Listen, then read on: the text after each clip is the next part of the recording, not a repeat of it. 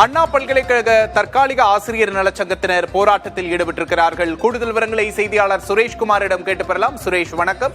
என்ன காரணம்? கூடுதல் விவரம் என்ன?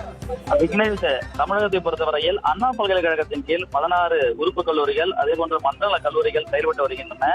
இது அண்ணா பல்கலைக்கழகத்தினுடைய நேரடி கட்டுப்பாட்டின் கீழ் இயங்கி வருகிறது. இந்த கல்லூரிகளில் பேராசிரியர்கள், உதவி பேராசிரியர் போன்ற பணியிடங்கள் அவ்வப்போது காலியாக ஏற்படும் பொழுது அதற்கு தகுந்த வகையில் தற்காலிக ஆசிரியர்களை தொகுப்பூதிய அடிப்படையில் பணி செய்ய நியமித்து அதற்கான இந்த கல்வியை கற்பித்து வந்திருக்கிறார்கள்.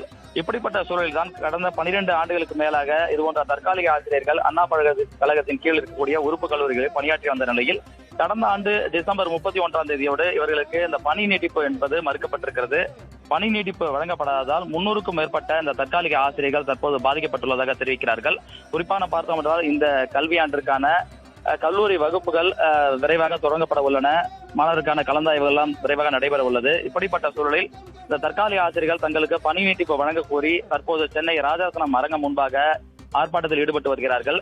அவர்கள் தங்களுடைய கோரிக்கையை அரசுக்கு தெரிவிக்கும் வகையில் நூதன முறையில் விசில் அடித்து போராட்டத்தில் ஈடுபட்டனர். அதே போன்று வாயில் மாஸ்க், கருப்பு நிற மாஸ்க் அணிந்தும் தங்களுடைய எதிர்ப்பை தெரிவித்திருக்கிறார்கள்.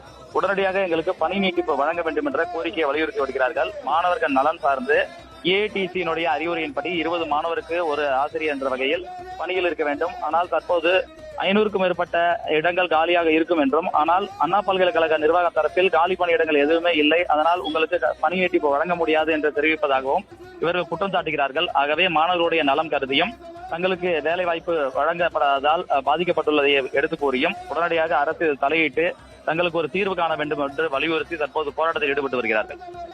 கூடுதல் விவரங்களுக்கு நன்றி சுரேஷ்.